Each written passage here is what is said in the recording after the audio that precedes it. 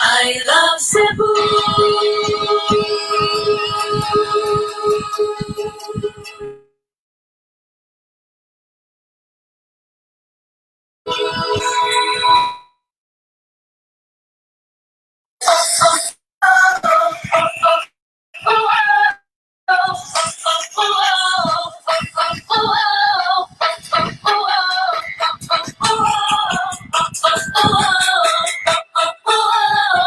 Ng paradiso ang kaanindot mo.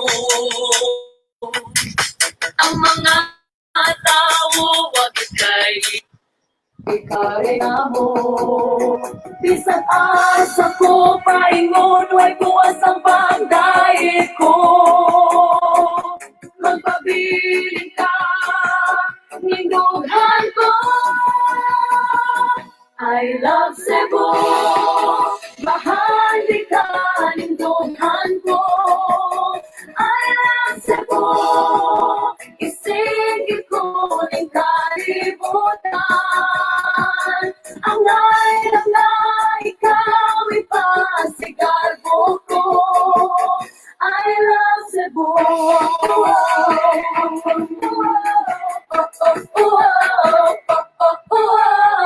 Bisan asa ko, kaingon way bukas ang kalipay ko. Bisan asa ko, paingon ipanghambog beauty ka. Bisan asa ko, paingon way bukas ang pagdait ko. Magpabili ka, nindughan ko. I love Cebu, bahandi ka, nindughan ko. I love Cebu, isingit ko ng kalibutan. Ang ngayon na ikaw ipasigarbo ko. I love Cebu. Manindot nga lugar, imong maguang bisang asa. Di jud ka maguol, butang mga tao ang muduol. Busa, asa pa ka, sigura ta, o higala manuring ta. Bisang asa, dali na, lalo na. Bahandi ka, nindughan ko. I love Cebu, isingit ko ng kalibutan. I love Cebu, bahandi ka, nindughan ko. I love Cebu, isingit ko ng kalibutan. Ang ngayon na ikaw ay pasigarbo ko. I love Cebu.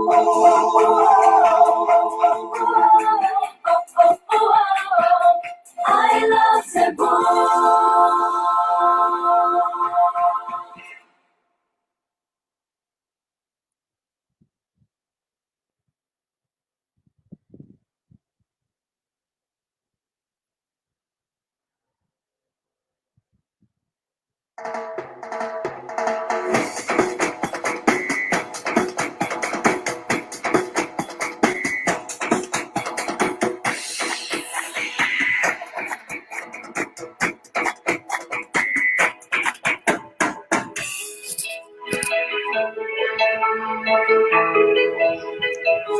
I love Cebu.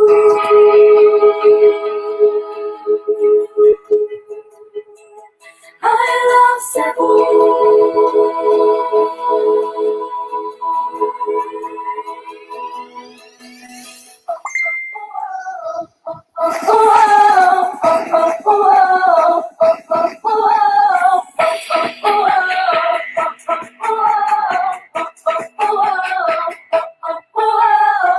Ng paradiso ang kaanindot mo. Ang mga tao wag kay ikareklamo. Bisag asa ko paingon, way buwas ang pagdait ko. magpabiling ka, minughan ko. I love Cebu, bahagi ka, nindunghan ko. I love Cebu, isingit ko ng kalibutan. Ang nailang na ikaw ipasigal ko. I love Cebu.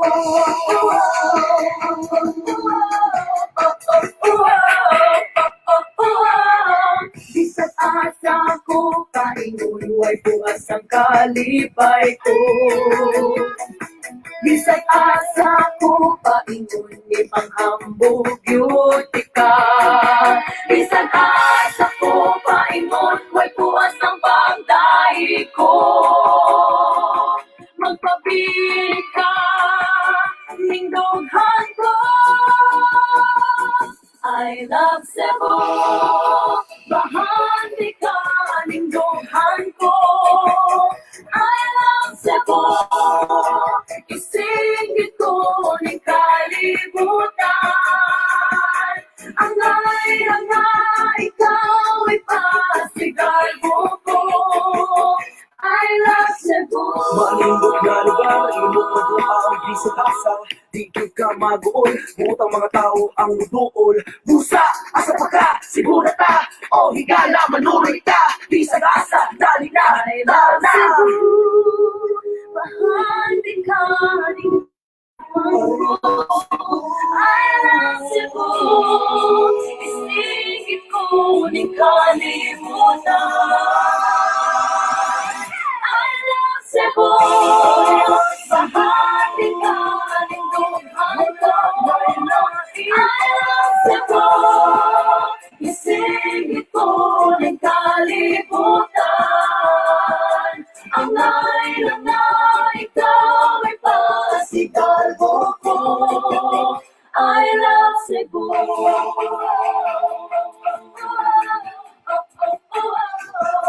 I love Cebu.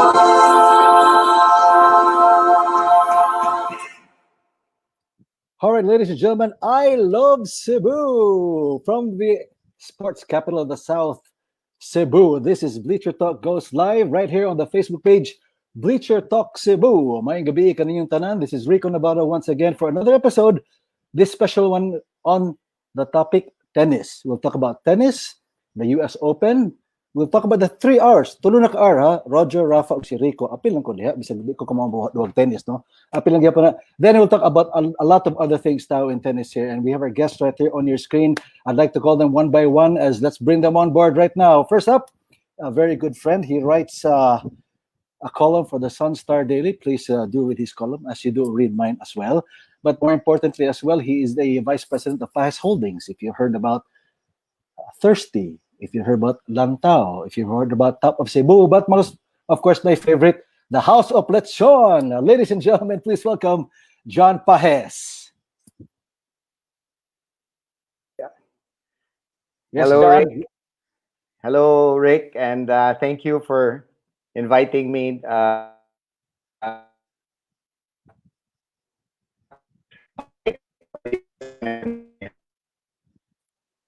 Okay, just keep talking, John. We're having difficulty with connectivity here, but sige lang, okay lang.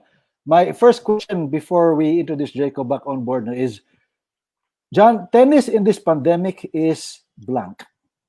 Please fill in the blanks. I'd like to use the word smash. It's one of the most important shots in tennis, and so tennis in this pandemic is a smash. Is a smash. Okay, interesting. We'll talk about that later on. Okay, so now let's call on our next guest for today. He is, I don't know, how many younger is he than us, John? So I'd rather not reveal anyway. But more importantly, he's one of the hottest tennis players in town. Now he went to St. Mary's College of California to play U.S. NCAA Division I tennis, and that is not a joke. And very few can go up there. He also studied high school in I'm trying to remember that school in Canduman. I think it's called Sacred Art School, Ateneo de Cebu. He also played tennis for that school. Ladies and gentlemen, from a tennis family, please welcome Jacob, Lagman. Hi, Jacob. Good evening. Hi, Jacob. No, he got lost. No, nawala. Nahadlok na to, John. Jacob is prepared. Well, he'll come back on board. I think he shut himself off now. He's coming aboard right now. Once again, Jacob Lagman played for St. Mary's College of California. It's a USA NCAA Division One school.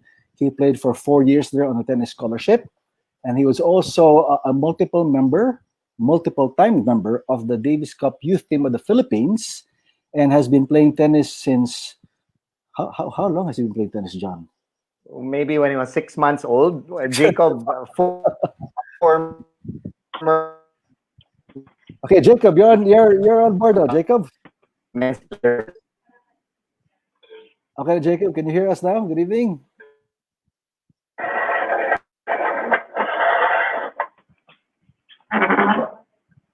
Hindi okay.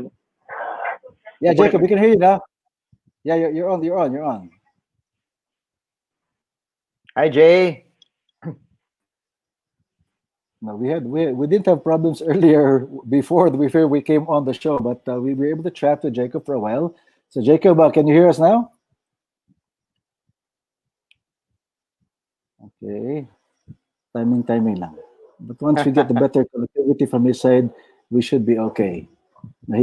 He was cut off again. We'll give him more time. He needs a more dramatic intro, I guess, from us, John. That the youngest kid among the three of us is having a hard time coming in. But before Jacob comes on board right now, John, and before we introduce him, tennis is so hot right now. So, but I think the first question I'd like to throw to you right now is: U.S. Open just started. What's so big about the U.S. Open? I know it's a Grand Slam. So, but for the common tao ba, what is a Grand Slam? What is the U.S. Open? Well, there are four majors in tennis. Australian Open, Wimbledon, of course, you probably heard, got canceled the first time since World War II that the biggest event in tennis got canceled. You've got the French Open, and then supposed to be the last major of tennis is the US Open. So here we are, the third day today of the US Open. So it's really, of course, one of the biggest events in the whole calendar for tennis. Yes, you mentioned that the French Open, correct me if I'm wrong, I think it was postponed to a later date in the calendar, or are they considering canceling it altogether, the French Open? Because Wimbledon is definitely canceled for sure. Any news on the French Open? Yes, the French Open is supposed to be before Wimbledon and the US Open. So it's going to be a month from now. In fact, that's why Nadal, I'm sure we'll talk a lot about Nadal later. That's why Nadal is skipping the US Open, because he's going to prepare for his favorite surface, which is the clay court. So he's going to play the French Open. So a few weeks after the US Open, we'll move to Paris, France. Okay, I'll ask you more questions about that. But now Jacob's on board already. Let's bring him on board. Jacob, now we can see you. Hi, good How's evening. that? Hi, Jay. Yeah, apologies for that.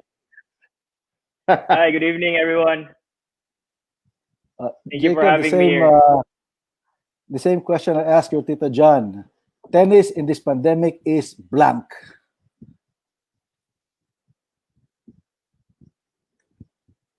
Tennis in this pandemic is a blessing. Blessing. Well, could you in a way that not a lot of people get the chance to go outside and play.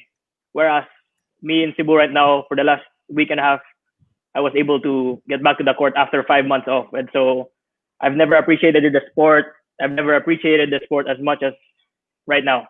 So tennis in the pandemic is a blessing. Wow, I like your answer. Malipay sa mga teachers nimo sa Sacred Heart School at Ateneo de Cebu. Okay. Anyway, Shout let's out move on to to all my discussion. teachers. Yeah.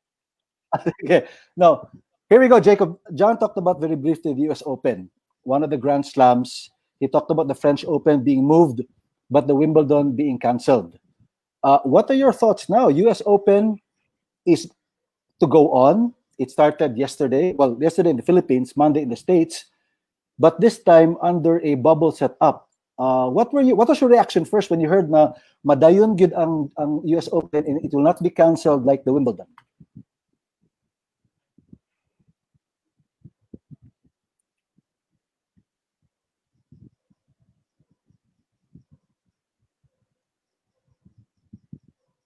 not sure if PG that. Pros. Rick, Yeah, did you get the question, Jake?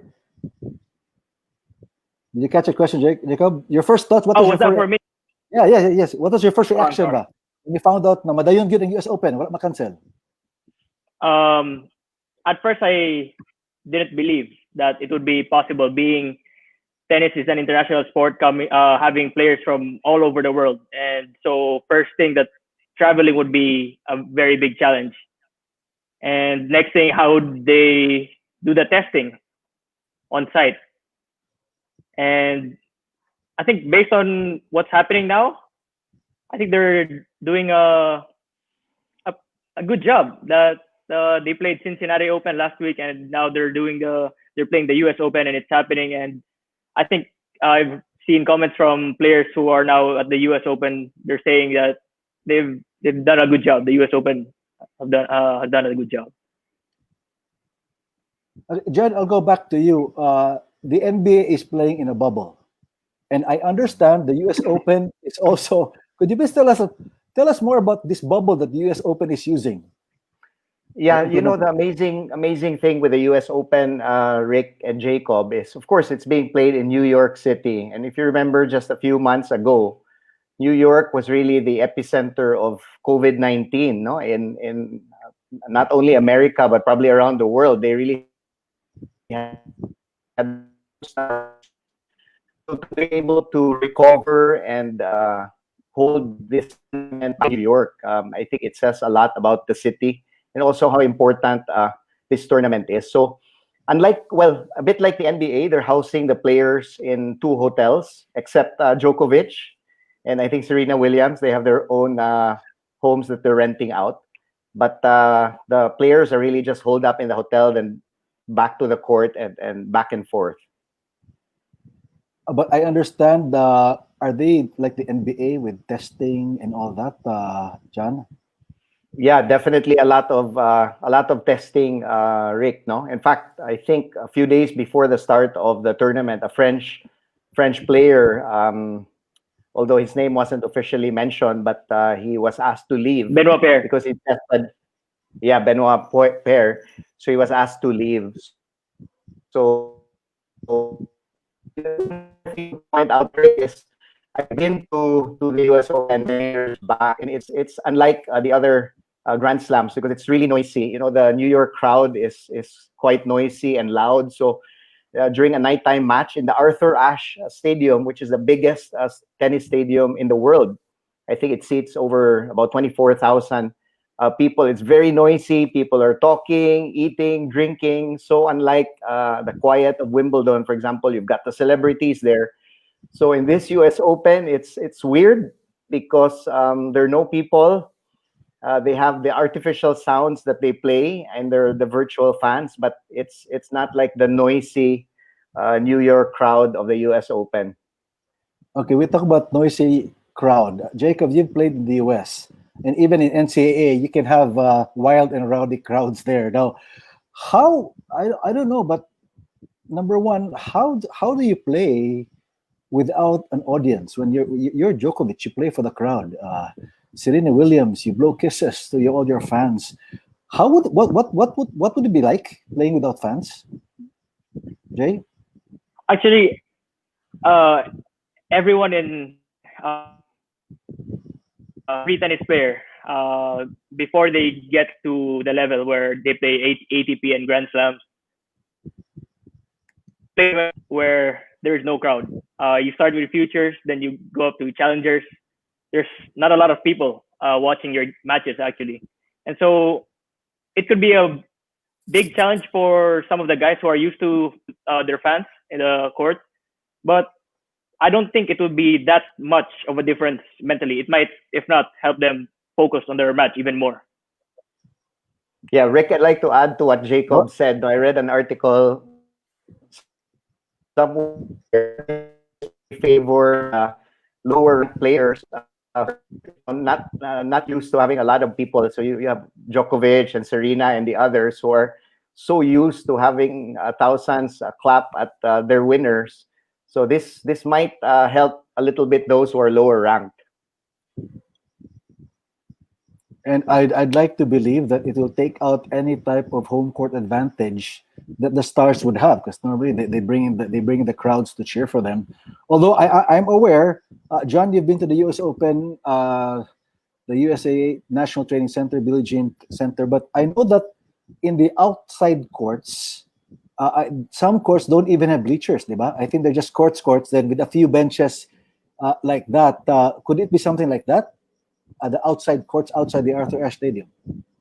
Yeah, so really no spectators allowed except the coaches, and I'm glad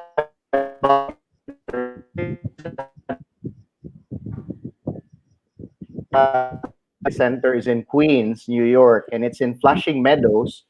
And Jacob and Rick, the name of the park is Corona Park. Uy. So in this coronavirus pandemic, the name of the venue is Corona Park.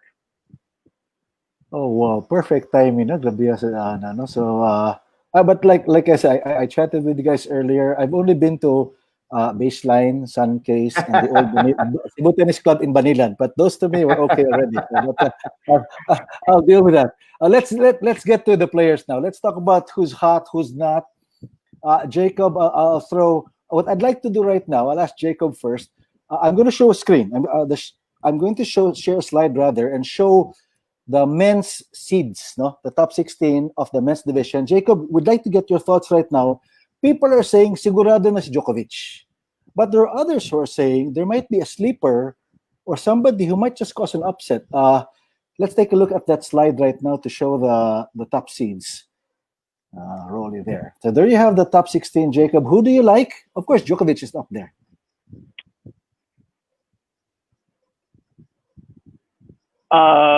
Obviously, Djokovic is a favorite, being 24-0 this year. That's unbelievable for a Yes. tennis player to be undefeated 24 times in a row. It takes a lot of mental effort to perform at that level. But if you notice the draw, I looked at the draw yesterday. The bottom half of the men's singles is so stacked compared to the top half. At the bottom half, you will find players like Silic, Raonic, in Cincinnati Open, and players like him and Silic, even Bautista Agut, can be dangerous in this tournament. And is Djokovic in the lower section or in the upper bracket? I think he's in the upper bracket. Correct me if I'm wrong. Upper, No. yeah. Upper draw. Being the with number one seed. Tsitsipas and Zverev. Yes.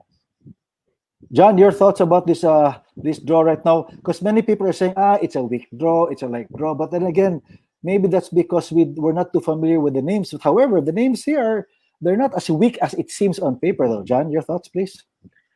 Well, Djokovic absolutely is the huge favorite. No, he's also the favorite of our good doctor friend, Dr. Ruel Dihanio. Of course, we know Roger and Rafa are not joining, so that's a plus for Novak. And for me, I think Djokovic, the best ever backhand in his game, and I think also the best returner, returner.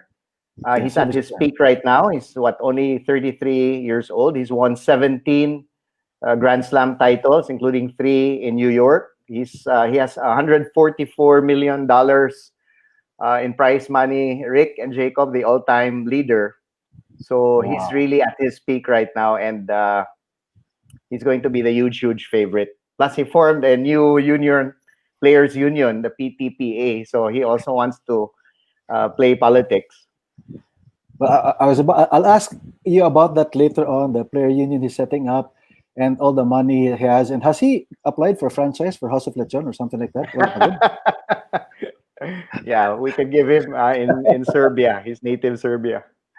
Okay, I'll take a timeout for now because we have to greet the people who are greeting us as well. No, so my Arsuki here, John and Jacob. Graham McKinnon is here every day or every time we're on board. Graham, I know it's 10 in the evening there in Sydney. We are so sorry to keep you up, but thanks for joining us. Ninyo Sorban, may gabi diha. Ingat sa pagbike ha, kay lisod-lisod na. Is it Julio or Julio Lagman? Jacob, is he a cousin or? Then we have Leandro Paez Lazaro No, watching that's my from mom. Malabon. Your mom, Julie. Wow, Yeah. gotcha. Tita Jill, hello. Oh, Leandro Perez Lazaro watching from Malabon. Mark Vincent Michael. Jacob looking good. So proud of you. So Coach Mike Leander Wood. is Oh, one of yeah. our top players in the Yes. Philippines. top players. Yes, Leander. yes. Then Maki. there you go. Maki Michael, Federer, Roger fan. Ayan, kana siya, no? There's a question here from Gray McKinnon. I'll ask you, John, about this because you talked about. Let's check. Are the coaches still allowed to sit courtside, and are the numbers in this area restricted? The coaches are allowed to be in court, but I think they're just about very few of them were allowed. The coaches and a few others, so really no spectators. Ah, okay, very interesting there. Then I have a Courtside, no. Courtside, Graham, where have you been? Coaches have never been allowed to sit That's beside true. players. Maybe in Australia. Graham, good to see you here. Now they normally have a coaches or the VIP box for each player, which is normally in that corner. It's not even courtside. It's in a corner section of the stadium. If I remember correctly now. All right, so let's move on with our discussions here now. We saw the men's draw, and we're looking at Djokovic there. But the question here: who would be the other contenders, John? Jacob, you mentioned a few names here and there. John, to you, who would be the other contenders, just in case Djokovic suddenly has an off night or something? Who's tops out there aside from Djokovic? Yeah, I think one final thing about Djokovic, Rick, no, he's so tough to beat. I think, especially in a major, because in a major it's 3 out of 5 sets. So Yes. he's super fit, super again mentally strong, as was mentioned by Jacob. Although he had COVID, Yes. a few months ago when he had that Adria tour, but he's so tough to beat. So we'd place the number 2 seed, Dominic Thiem, who's now 22 years old. He was French Open finalist twice, and he should have beaten Djokovic when they played in the last major, which was the Australian Open. So he's definitely the one next to Djokovic. Interesting here. So I'd like to read out right now. Give me give me time. I'm reading from my phone now. Those who sent us their replies with regard to who they thought would win. Okay, I'm reading from Ateneo de Manila women's coach Jennifer Saret. Her personal opinions: top three for the. No, I'll go for the men first. Sorry, Djokovic, Thiem. Then most possibly Djokovic. He's mentally strongest in Grand Slam tournaments. Dr. Roel Dehanio, I will still go for Novak in the men's. From our good friend Cholo Birches, Novak. Of course, Tony Del Prado was asking, please ask John what he thinks of Serena's chances. Also, how Rafa and Federer's absence. This is a good question. I'll ask Jacob. Jacob, how will Rafa and Federer's absence diminish Novak's Open Slam should he win it? If Novak wins it, how would the absence of Rafa and Roger? Would it diminish it, rather? Jay?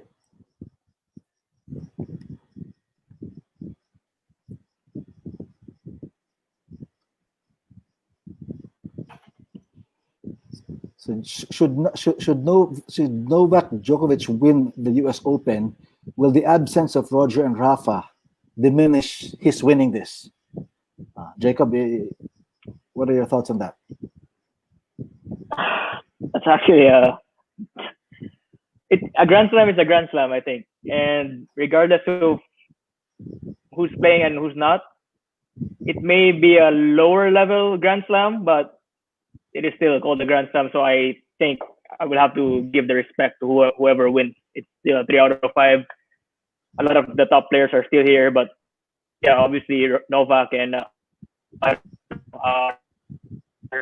Stan Wawrinka, like Mofi are not there, but we have Murray. We still have Murray. We have Cilic. We have Thiem. We have Medvedev. We have Novak. We have Tsitsipas. We have Zverev. It's still a really tough Grand Slam.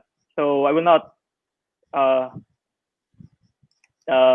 give a lower value by winning this Grand Slam. Yeah, clear. John, your thoughts about that too? Roger and Rafa are not I here. agree with Jacob. Not diminished, but it will make it even easier for him. He's already so strong, such a huge favorite, and I think it will just make it easier for him, not seeing his two biggest rivals with him in New York. So Stefanos Tsitsipas, also the Greek, 6 foot Yes. four. Yes. I think world number 5 is also one of the players to watch. And he beat Djokovic. Last year we went to watch the Shanghai Open. In that Open, we saw him beat Djokovic. So hope he does the same. I'm actually more of a Roger and Rafa fan.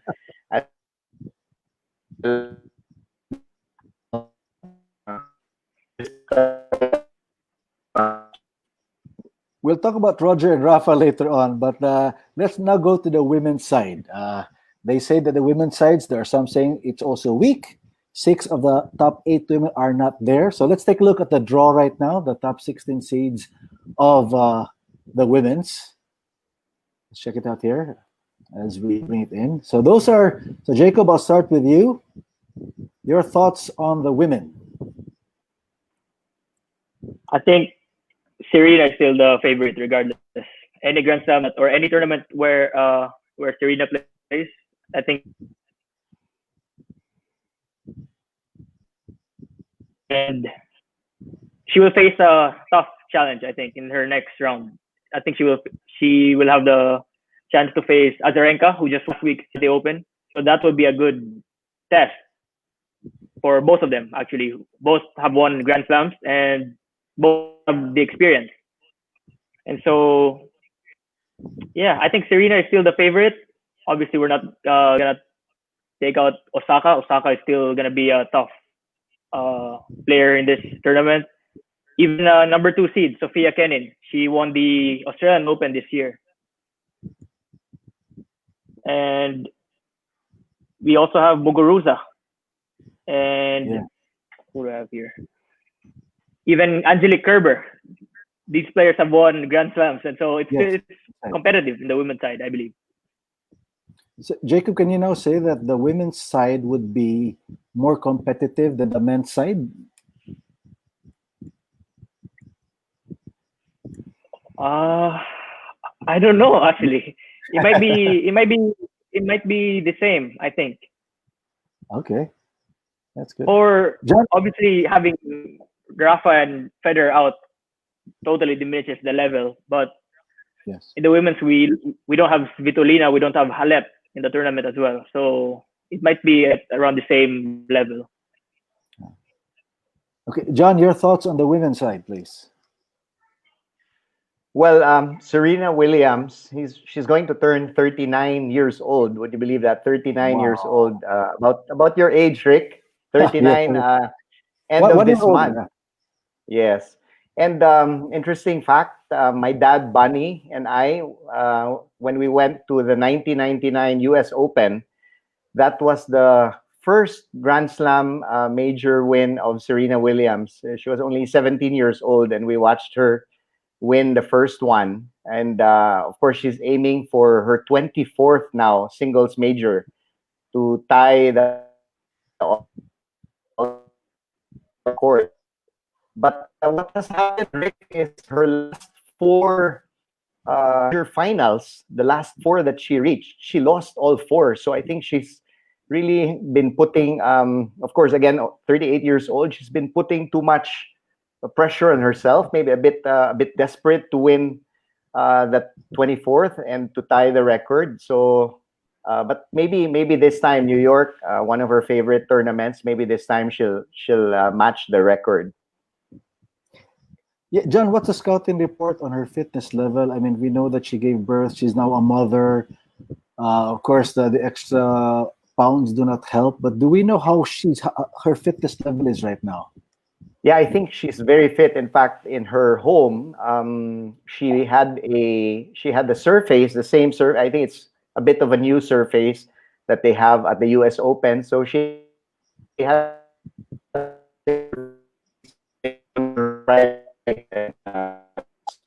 one. So I'm sure she wants to win this one. But just like Jacob, I really like Naomi Osaka.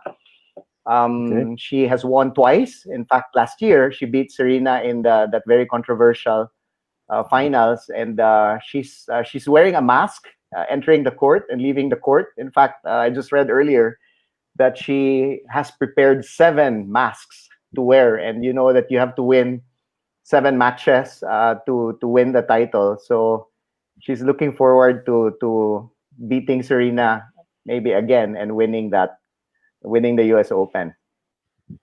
I'll follow that question up, Jacob. I'll go to you now. Wearing a mask, but are they wearing the mask while they're playing or just to enter the court? Do we know if they're wearing the mask while playing? Just to enter the court, obviously. Okay. No. Medyo lisod yun na do to play with a mask. Jacob, you talked about Kerber, who is not in the top 16, only because I think she was injured before, and it took a while before she could pick up her points. Andy Murray, also the same thing on the men's side, not top 16 because of that injury. He's on the comeback trail right now. Are there other women who are not in the top 16 who might just, again, pull the rug from under the top 16 seeds? Are there other names out there on the women? I'm honestly thinking for the women. I know she's number 23. I put her on my list actually to someone to look out for. It's Yulia Putintseva. Okay. I believe I actually trained with her in Moratoglu at Academy where Serena Williams trains now, and I've seen her train. She's actually short, but I saw her train, and in the next few years, I think she's 23 now. She's in the rank, and I think in the next few years we will somewhere in the top 10. Let me follow through on that, Jacob. No, you say you saw her train, which means you're up close and personal. Could you give us an idea of how these pros train? I mean, are they the super women and men that we see that they are? Yes, in 2011 I trained in, if you know, Morat Academy. That's where Serena Williams trained. And so back then their academy wasn't as big as it is right now.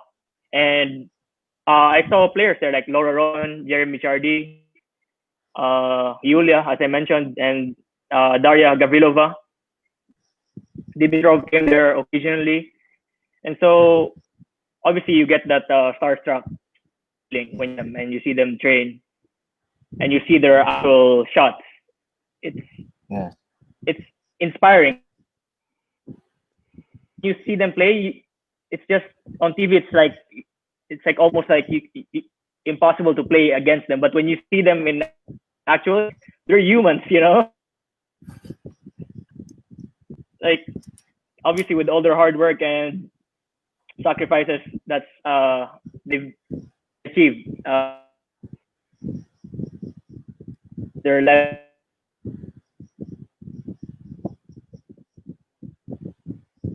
Right, we're having problems with Jacob's connection, but we'll come on board. But John, I'd like to share with you guys. I'm excited when I see a guy like Johnny Arcilia play, and what more for Jacob seeing those guys play in an academy like that. Or remember when the Davis Cup came over to Plantation Bay, I was starstruck there seeing all these guys play already. And but you've been to the U.S. Open before we go to our topic, and how does that, you as a tennis fan or as a player, how does that get you going? How does it inspire you when you see the real Makoiba in front of you playing? Again, the most I've seen would be Davis Cup Plantation Bay. That's about it. But you've seen the best of the best, John. What does that bring you? How does it inspire you? Well, being a huge tennis fan and tennis player myself, Rick, no, it's probably like a child going to Disneyland, where you feel so high. The night before you can't sleep, and you see all of these stars, and you move from one court to the other. The Grand Slam is actually 2 weeks, and the nice thing with the first week, a lot of times when spectators were allowed, is in the first week you've got all of these superstars playing even in the side courts where you can go up close and you can see them. just maybe a few meters away. So you're really starstruck. I've also got the chance to go to Roland Garros, the French Open, and that one is also a bit more intimate. U.S. Open is very loud, very big, biggest stadium. So each Grand Slam is different. Wimbledon, of course, is majestic, quiet, all white. Australian Open, country of grain, is also quite loud. People don't wear shirts and they drink beer and then they enjoy the very hot weather. So it's like a child going to Disneyland. And how many autographs do you have in your study right now, John? Could you please reveal to us? Because they're so to go near them, so they're so it's difficult to go near them. But I've also got the chance to go near Federer and Sampras in Kuala Lumpur many years back with Hasmin, my wife, and Dr. Medalye, and we got to shake their hands. So it's a unbelievable feeling to be beside your tennis idols. All right. So now you talk about tennis idols. Let's go to our idols right now. Let's talk about the two R's who are not in the U.S. Open right now. The third R is here with us. His name is Rico. So I'll take care of that. Yes, yes. Jacob, I know you are a big fan of Rafa Nadal. I mean, Barcelona, it's sometimes brute over finesse, smarts over this, but what's so special about Rafa Nadal? And both guys are playing beyond their 30s when they say that you're supposed to retire somewhere around 30s. Could you please share with us why Rafa is Rafa? You might have mistaken. I'm more of a Roger fan, and Well, sorry, John is the Rafa fan. Yeah. That's why I wanted to twist you there. No, but yeah, why is Rafa Sorry, first? can you I have to go opposite why first. is Rafa? Yes.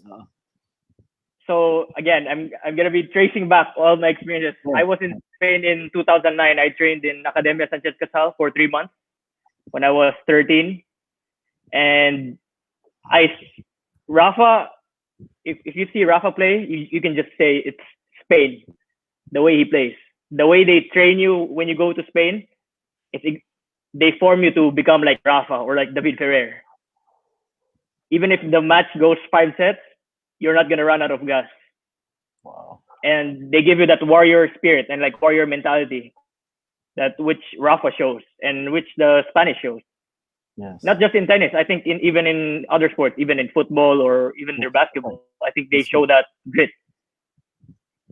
They show that here. Now I can ask you about Roger, because I knew you're Roger. Now, what makes Roger so special then? Roger is just wow. Roger is a gift from God. He's just I don't know. He's just perfect. I would say the way he's so graceful on the court, to the way his body stands with all, even though he's been on tour for the last I don't know how many years with not much injuries. It's the same as what LeBron does with his body. Actually, it's just a gift that you build, and for him to not have any major injuries, that gave him a lot of edge. And with the way he plays, very graceful, very relaxed, and the way he plays, he doesn't show a lot of emotions, and so that makes it very tough for your opponents to play against someone who doesn't show their emotions, because you don't know what they're thinking of. And even if they're 5-1, 5, it's like Damian Lillard, I would say. If you watch Damian Lillard, he doesn't show any emotion, and you don't know if he's coming back or if he's about to attack. And that's what makes Roger, I think, really tough to play against. I've always wondered, I don't know if you can answer this, but of all the players now, why did he never go into a double-handed backhand? His backhand is your old-fashioned single hand, flat, not even with spin, stroke, or with a slice, and one of the few, who doesn't use two hands. Why do tennis players not use two hands like his situation? I think it depends on it. It matters a lot who your first coach is when you start playing. And for me, I was taught straight away to hit a double-handed backhand, and so I never even considered hitting a one-hand backhand. So I think it starts with who you have as a coach first, unless you have some restrictions with your body or physical restrictions where you have to switch to a specific one-handed or two double-handed. So yeah, I'd like to ask if I meet Federer and Stan Wawrinka, I'd like to ask them why just one hand on your backhand. No. Anyway, John, I go to you. What makes Roger first before you go to Rafa? Yeah, first of all, I use a one-handed backhand. Ayun. I started at the age of 4 years old. So Jacob is you start at a very young age, Rick, and at that age, maybe you're 8, 10 years old. It's hard to carry the racket, so that's why most of the juniors really use two-handed backhand. So Jacob has a really tough two-handed backhand. But with Roger, Rick, if I'm not mistaken, he actually I think started with a two-handed backhand, just like almost all juniors, and then at a certain age, I think he shifted to a single hand. So of course, Rafa, on the other hand, is actually a right-hander, and at a certain age, his coach asked him to play on the left. So that's why his backhand is like a forehand also. So they say that he has two forehands. So, but talking like all of us are so privileged to be able to witness them together, two of the greatest players in history. And I think you've got these two players, Rick, who are really have contrasting games. As Yes. Jacob mentioned earlier, Rafa is so smooth, graceful, and relaxed. Rafa is left-handed. He's so physical, muscular, and he pours in so much sweat and energy into every shot. And I think that contrast between the two of them, clay court, the dominance of Rafa, the dominance of Roger on grass, the fast court. So all these, I think, have made us really just choose one of the two. And I think you're a Roger fan, right? Right, Rick? Yes, I am.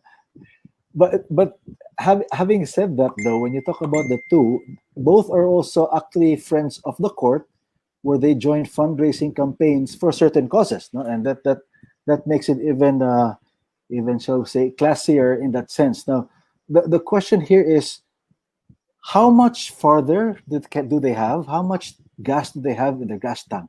Jacob, for both, for Roger and Rafa, how many more years do they have left? And do they still have a Grand Slam title to win in the next, I don't know what, 2, 3, 4 years? I'm sorry. Can you repeat the question? I lost connection. Yes. How much more gas do they have left in their gas tank? And can they still win another Grand Slam for both players? Definitely, I think Rafa almost every year the French Open is almost guaranteed for him. Roger, it's the same, but I think we see a little bit of signs that he's a little like he's slowing down, and he's I wouldn't say struggle, but there's some challenges for him the last few years, unlike before where he reaches Grand Slam finals almost automatically. But I think he can still win Grand Slams, and even Rafa, even three more years, I think, as long as they don't get any major injuries. John, the same question. We ourselves are getting older. We tend to, how do you say this? We tend to boast na kaya pa nato muduwa. But how is it like having them play the 20-year-old professionals? How is their level of play? How is their fitness level up against the 20-year-olds who want to come out and beat the two R's? Well, they're really still dominating, Rick. No, in fact, I have this statistic. Roger and Rafa, but we throw no greatest of all time. But let me just cite this statistic, which is really incredible if you hear it. The big three, Rafa, Roger, and Djokovic. So since 2003, that's what 17 years ago when Federer won Wimbledon. 17 years ago, the three of them have won 56 of the last 67 major titles. So I repeat that, Rick, 56 of the last 67 Grand Slam titles, or Wow. 84%. Can you believe that? 84% of all majors have been won in the last 17 years by only these three people. So that shows us how dominant they are. People have counted out Rafa many years physical he played. He would retire. Is actually the defending champ. He will be going for his 13th Roland Garros French Open title. So maybe they still have a couple of years left in them. Jacob, I'll ask you this because you're the younger player in the NBA. There is this thing they call load management. Okay, in other words, mapahuway-pahuway ka dali before playing in the big games. Is this practiced in tennis? I have a feeling Rafa's doing it now. Correct me if I'm wrong, though. It is.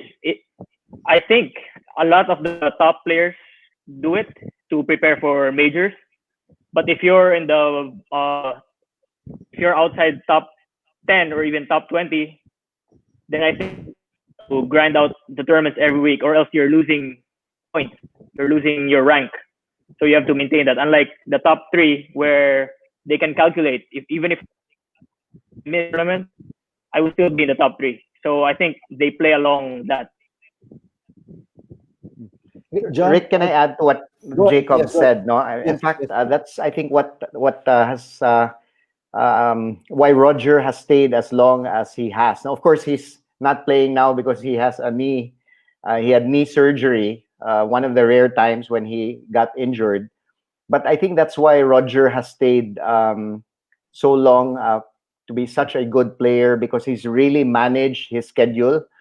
He just picks the top tournaments, so he makes sure that he has enough time to rest. So I think that's part of Roger's strategy, really, to manage. Remember, like basketball or many other team sports, tennis is individual. In fact, when you go to the court, there's nobody else there but yourself. There's no coach. You can't call for a, like basketball, if you're feeling tired or sick, or you can have somebody replace you. But in tennis, you're really all alone there. So it's so taxing on their bodies, these 5 sets. So, but Roger, going back to Roger, you made a good point there, Rick. He has learned to properly manage his schedule. John, I'll ask this again because you mentioned this before we came on board. Now that Rafa Nadal is most likely preparing for the French Open. Well, it's obviously he's doing that. Could you please tell us again, for the ordinary tennis fans now, why avoid the hard courts of the U.S. Open, then prepare for the red clay of the French Open? Could you please tell us why he has to do that, or adjustment, transition wise, please?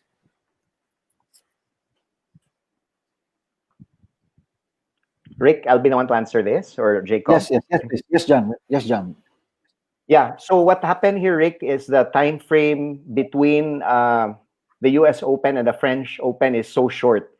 So I think about 2 or 3 weeks after the end of New York, they hop on to the French Open. So it's too close, and the hard court, it has a different effect on your body. It's very it has a punishing effect on the body compared to the softer clay courts. That's why a lot of our tennis courts here in Cebu are actually clay courts, because they're softer on the knee. So I think he had to choose between the two because of how close they were. So of course, he would rather go for Grand Slam number 13, the French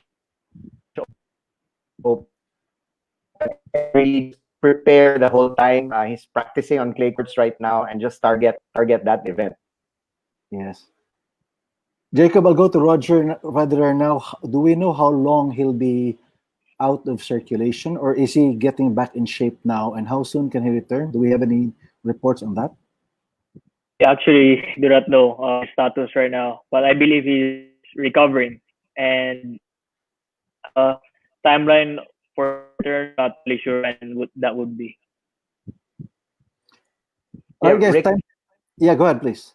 Yeah, actually, this pandemic has been good to Roger in effect because the several months when everybody had to sort of rest and no tournaments. So this was when he got injured.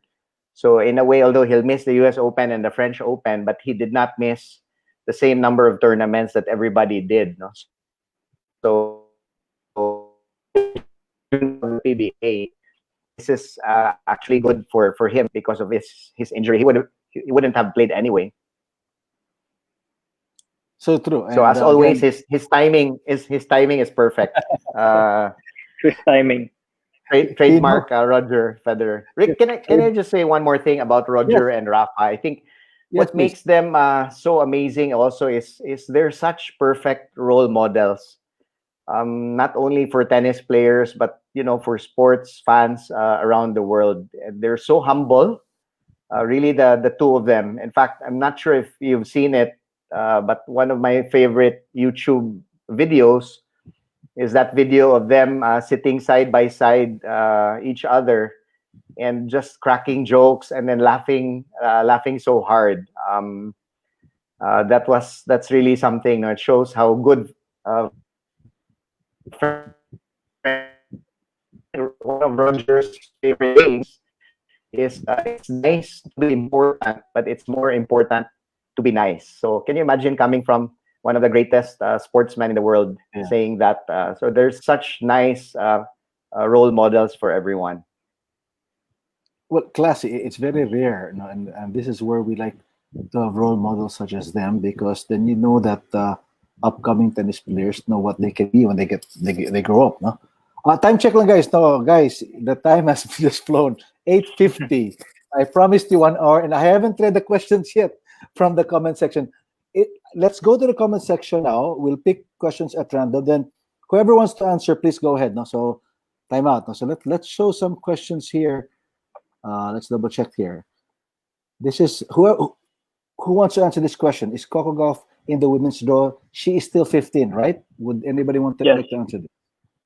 Yes, Jacob, she's in the draw, but she unfortunately lost yesterday. The She three-set lost. match. out na siya. Yeah, First she round. lost in the Yeah, first round. First round, Rick. Yeah. All right, all right. But we know the season. just like the Williams sister, she's the one expected, hopefully, to be the future of women's tennis. So that's, by the way, Maki Michael, a good friend, very good tennis player, Class A tennis player. Jacob, you know Maki, he's a big of course. Roger Federer fan. So Mac, good to have you on board. All right, Mac and Michael, thank you very much for that question. And let's go to some more questions here. Graham McKinnon comes back. But wala pa rin matulog si Graham, ha? What time is it in Australia? Plus 3-4 hours? Plus 2 hours. Okay. Okay, who wants to take this? With the seedings, is Naomi drawn to meet Serena in the final, or could she meet her earlier in the tournament?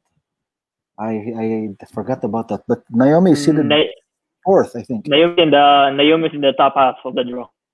So it could be another final for them. If both, yeah. Interesting. Okay, very good. Now let's look for more questions here. We answered this earlier, but sige lang. He might have come on board a little bit late. Aside from Novak, who do you think is another contender for the US Open?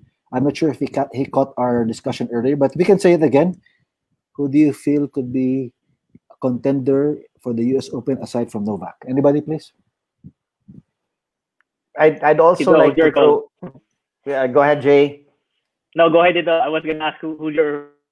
Yeah, I'd like to bring up. I mentioned his name quickly earlier, but he was in Manila actually a few months ago, last March, a few weeks before the lockdown, and this is Stefanos Tsitsipas.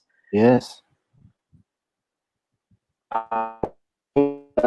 one-handed backhand, just like Roger, and he's only 22 years old, and he has the complete game, the serve, the volleys, and everything to make a run. And again, as I mentioned, in Shanghai, we saw him beat Djokovic, so I think he also has a chance. But again, you've got Djokovic, and then everybody else so far behind. Can we call it like a Djokovic against the world thing right now? Okay. Here's an interesting question. It's Mac again. Will the juniors play at the US Open? Any Filipinos in the girls and boys draw? Anybody, please? Yeah, so I'm glad Maki mentioned that. So I'm not one of sure if there's juniors. Yeah, so one of the changes now, Rick, because of the pandemic, is no juniors, Okay. no, so which brings us to Alex Ayala. You've probably all heard about Alex Ayala. She's Yes, 15 years old. yes. She won the doubles in the Australian Open last January, and she's world number 4 now in juniors. So she missed out on being able to possibly win her first major singles junior title. So she's really the future of Philippine tennis, Alex Ayala. And she was in the Rafa Nadal Academy, of course. Okay, which leads me to that question. Now, we know that getting a world-class tennis player from the Philippines to go up there to the top 50 lang, okay? Top 50 in the men's and women's open, no? The professionals. It's really a Mount Everest for us, no? But Alex Ayala, how do you like her chances, John, to make it up there, top 50, maybe top 30, when she gets older? I mean, among the real pros. Is she on the right path?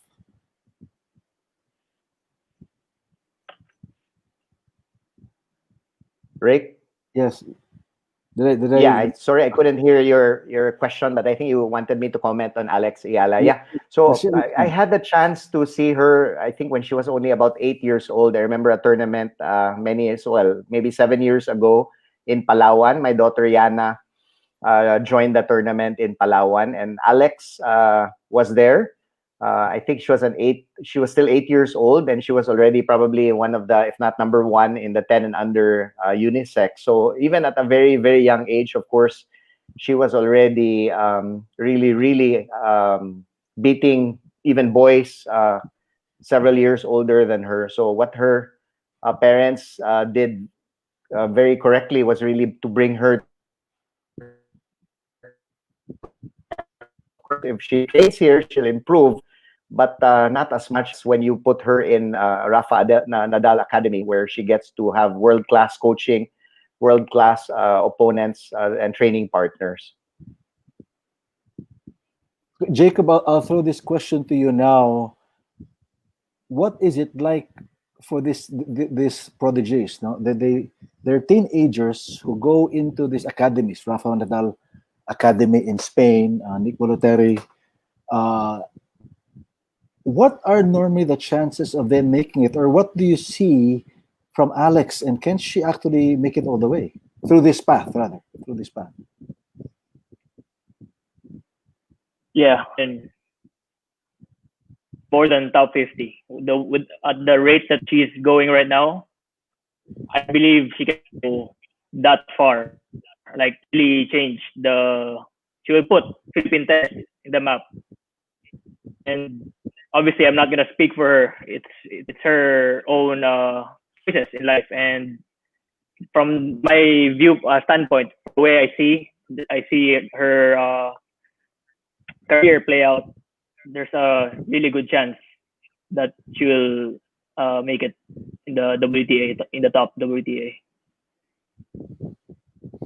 Okay, then, because she becomes like a blueprint, no? For I know that many tennis players, they move to the US or Europe later on in their careers already, but Alex is moving in a very early stage of her life, and in fact making that sacrifice already.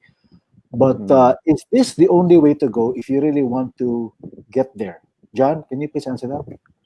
Well, it is, Rick, because again, if you stay here or in Manila, the training, the coaching, your opponent only at a certain level. So it depends if your goal is really to hit the world rankings, top 100, top 50, or even better.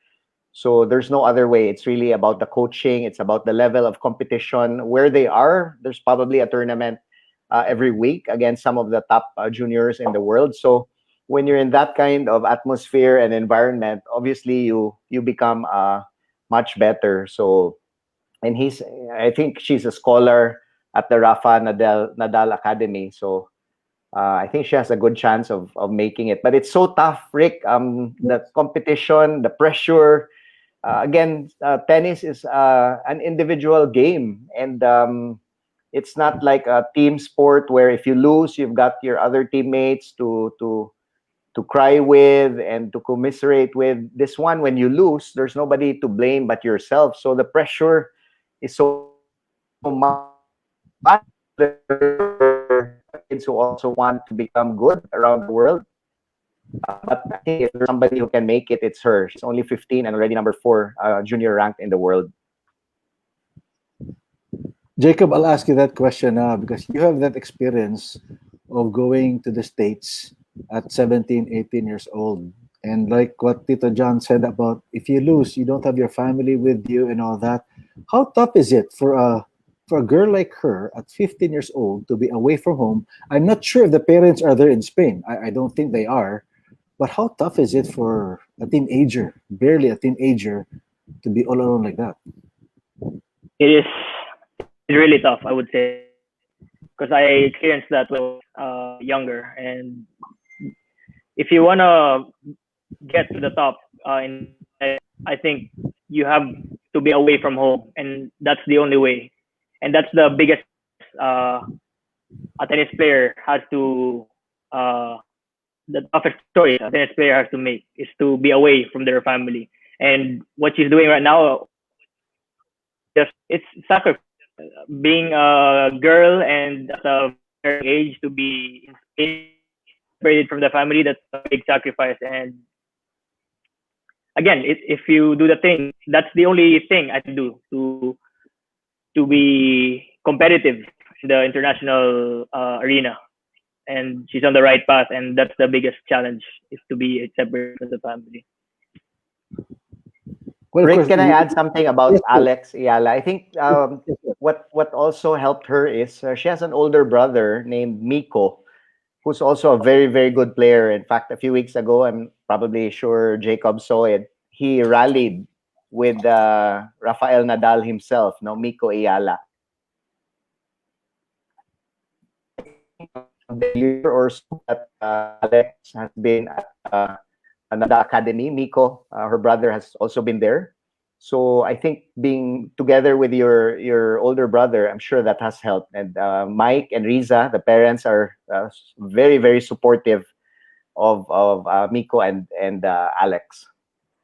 So the Yeah, and support of the parents, as always, is one of the most yeah. important. And I understand Miko is going to a college in the US. Correct me if I'm wrong, on a scholarship. Yeah. That's what. Well, again, I'd like to time out. I'd like to take a look back again. I have to go back to the comment section to say and not ignore the people who are there who are saying nice, rather saying nice things. So I'd like to run a few of this right now of those who are making shout outs and saying hello to us. I'll just click on this very quickly for so Jacob and John, you can say hello to these guys. Okay, here's the first one. So let's say hello to them. So, Ting, hi. Thank you. Okay, okay, napa ni Jacob. Another one here saying hello.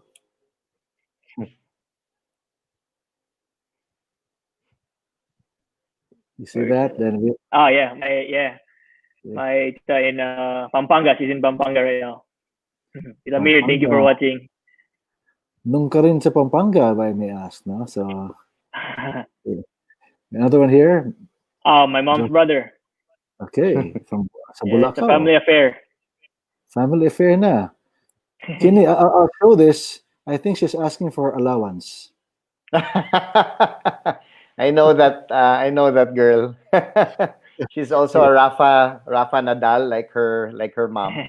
And my Okay. good friend Ernie Delco, no, who's I think listening to us, also a big Rafa. All right. Okay. Well, a few more shout outs to, let's say hi. We have to say hi to these guys for and thank them for staying with us. No, hitting overtime now. Steve Medallier.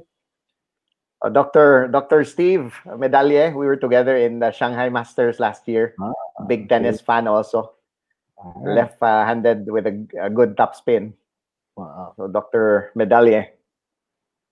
Yeah, I'm glad we get to bump into all these tennis enthusiasts, no, and we get to talk to them, no. Here, another one here. Let's say hello. From Guam. Pang Julio. Hi from the Philippines here to Guam. All right. Can you somebody who likes your hair, Jacob? Uh, Can you show us your shout out hair, to Chris Jay? Nang for my hairstyle. Okay. Okay. Pandemic hair. Ah. Yeah. Here's somebody who answered our question. Give us your thoughts. Tennis in this pandemic is invigorating. Wow, interesting. Okay, Julian, eldest brother. Yes, the eldest Yeah, J. he's actually my Another. Eldest Jay. the last week and a half. Okay. Oh, But interesting. he has a table now. So Julian. yeah, he recently just got it. You know, I've always I'll ask that question later on. I've always been puzzled. What is a tennis elbow? But I'll ask that later on. Huh? We have It's one more here. painful. Rick, it's Yeah, painful. yeah, yeah. I think I know this His guy. name sounds familiar. Very familiar. No? So, well, Jacob, while you were in the States and for a while, I'd actually bumped into your parents also at the Oak Ridge Oratory. You get to bump into them at the 12:15 Mass. So, hello again. They just tennis in this pandemic is luxury. All right. Here, John, here's Ernie Delco. Yeah, there you go. All right. Then Ernie, I have a question. a big Go ahead. Nadal fan. Okay, I see. This question, John, it comes all the way from Iloilo. Bayani Ladrido is a tennis fan who also works with us at the Samang Basketball ng Pilipinas. Hi, what do we lack that we can't make it consistently in international competitions? Who would like to answer that? Well, maybe number one would be facilities. No, of course, we need really more courts. If you go to the US and Europe, and I know Jacob has been to a lot of tennis centers around the world, you've got some of these tennis centers, Rick, where they have 10, 15, 20 courts. You just go there at any time of the day, then you can hit. So, kung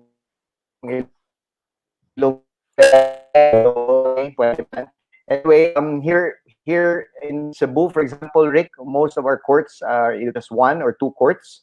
So with that number of courts, and you've got all the members playing in the morning, playing in the afternoon, so there's really not much time for the juniors to play. So even there are many answers to that question, but even to start with would be a huge facility with many courts to play at. No, Jay. Jay, your something I thoughts would here? add there would something I would add there would be obviously the financial side of the sport. It is very expensive because if you want if you want to make it big in the international competitions, obviously you have to travel every week to play tournaments. And having tennis as an international sport, you will have to be in different countries every week, and you have to spend, unless you have a sponsor, which will make it which will make a very big difference. You will have to spend with your airfare first, and your hotel, and then your food, and then you lose first round in the tournament, and that's where the real challenge comes into play. And then you go back to your training, go back to, and yeah. So it's financial part. Yes. Which brings me And to this question. Go ahead, you want to say something else, Jacob? Sorry. no. I was gonna say I agree with the facilities. Then I said the financial part of it. Which leads me to this question, John. I've always wanted to ask this. Where are we in the Philippines? I don't know where we are. For a while, we were up there, then we go down. I know there's a lot of politics in tennis right now. I don't want to put you on the spot, but I think the way I see it and the way I've been observing it, Philippine tennis hasn't been picking up. Correct me if I'm wrong.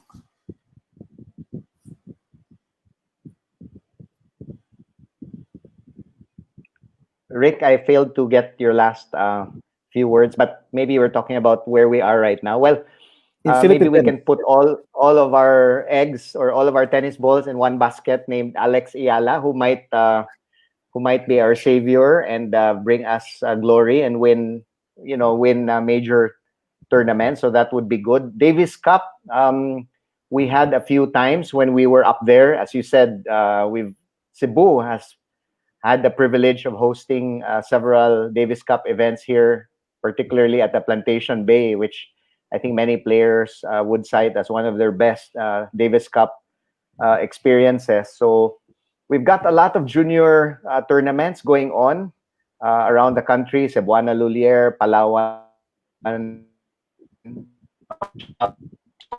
so many tournaments, a lot of players, but really depends on who you match it up with. So if it's against our Asian neighbors, we're not even up there, no. So how much more against Europe and the US? So you really have to go out and go to the US and Europe to produce a world class champion. But so where are we, Jacob? Where are we right now in Southeast Asia? Can we even claim to be a top tennis country in Southeast Asia? Can we claim to have the best players in Southeast Asia? Diya lang sa. South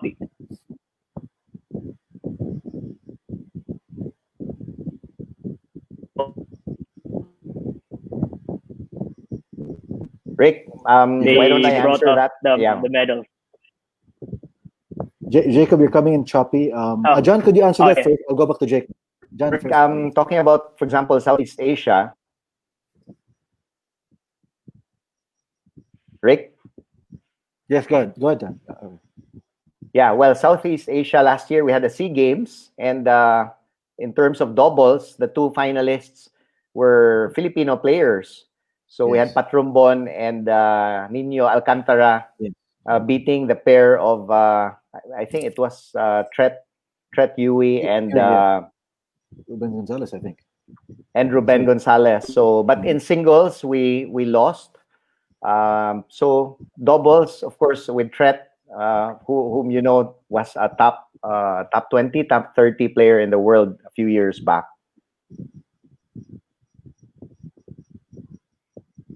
Because the next question, Jacob, you've played against and with those who are supposed to follow. I mean, for such a long time, I knew that Johnny Arcili was always number one for such a long time.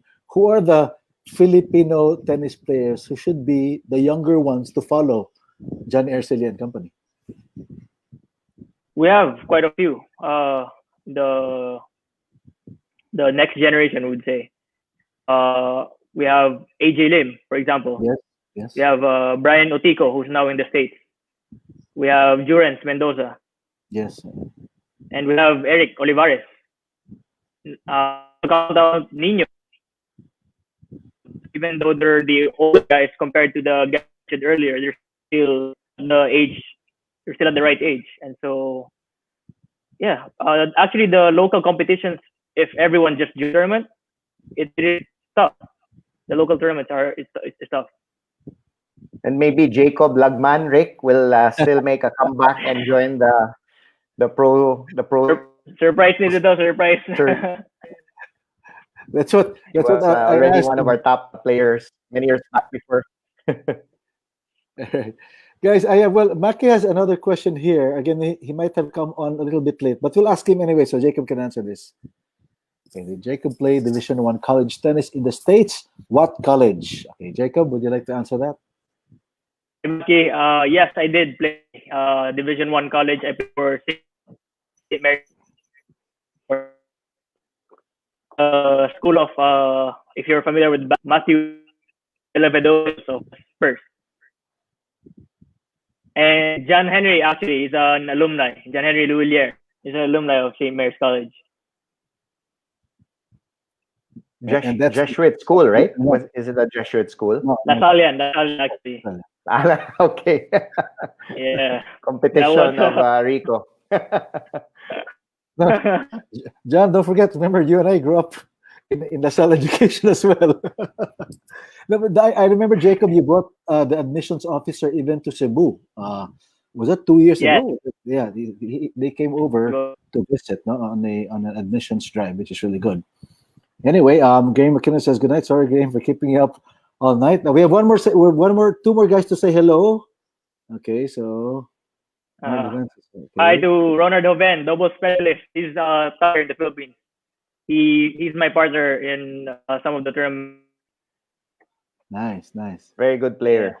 Yes, and this one should Double sound double. Oh, familiar. Roland. Roland, one of our top coaches in the whole country, if not one of the top in terms of ITF certification. Roland, good to hear from you. But at this point, I'd like to thank all of our viewers, no, for staying with us through. Again, I always promise them 1 hour of talking lang, but like I said, with John and Jacob and a very interesting topic like tennis, it's tough to stick to 1 hour. But sige lang, padayon ta. But at this point in time, I'd like to get your final thoughts lang. I will not, John and Jacob, I will tell you in advance right now, this will be not the last time that we'll see each other. No? We will come on board again and meet when we decide to do so, whether it be the French Open, a big Davis Cup event coming up, or a big Grand Slam. But we have to come back and chat once again when a big activity comes up for tennis. But for now, I'd like to give the floor to you for your final words. And you talked about tennis in the pandemic is blank, and this is where I'd like you to finish your statement. Tennis in the pandemic is blank, and where are we headed in the future? John, your final words, please.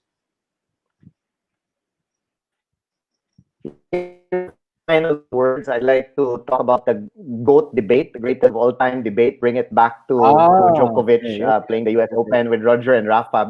I just want to point out that if Djokovic wins next Sunday, it will be his 18th major title. So you can imagine he has 18, Nadal has 19, and then Federer has 20. So 18, 19, 20. And then, of course, the French Open comes up. No? So you've got the three. I think it's almost clear that the greatest player of all time is, I think, one of these three. So the question is, who will be at the very top? Some say it will be Djokovic because he'll probably be able to last longer. But this is a very interesting time right now where, again, Djokovic is going for his 18th, and you've got 19 and 20. So it's we're privileged to be in this generation. Greatest players of all time. So true, John. We are very privileged to be even just watching them on TV. I'd like to share with our audience here that each time a major event like a Grand Slam finals comes up and we're watching TV, I actually text John, in the middle of the match, "What a serve! What a volley!" And he texts back and gives his comments because you really want to talk to each other when a match is ongoing. No? So yes, 18, 19, 20. My favorite, Pete Sampras, is already stepping aside somehow, but he's still one of my favorites though. Pete Sampras is there. Jacob, your final thoughts about, okay, we can talk about 18, 19, 20, the GOAT. You're very young. You'll probably live through, I mean, many more who'll chase after this big three right now. Your final words on this? To go off that, if Novak wins again the U.S. Open, it will be 8 for him. And he does think Rafa will win the French Open, but we're not gonna count out in this French Open. So it will be an interesting year, and the GOAT debate goes on. And who knows who will have the most Grand Slams at the end of their careers.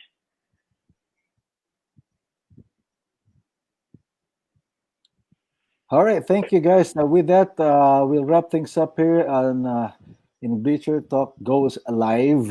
I'm looking at my clock right there. It says 9:17 p.m. My apologies, guys, for going over the 1 hour I promised you, but it's been an hour of fun talking to you. No, I am also thankful actually for this pandemic, because without the pandemic, we wouldn't have got together like this. But even through the pandemic and after the pandemic, we're hoping that this will not be the last time that we will meet. Like I said, we're going to arrange. I hope you can, spend some time with us as we share your thoughts, no, with the tennis fans out there when the bigger tennis events come along. So once again, in behalf, no, of our production crew here, myself, third year technical director, all our supporters, we'd like to thank all of you, no, John, Jacob, and all of you watching us right now. Thank you for watching Bleacher Talk Goes Live here on the Facebook page Bleacher Talk Cebu. Here in Bleacher Talk, we just don't talk. We Bleacher Talk. Thank you very much, and mayong gabi kaninyong tanan. Thank you.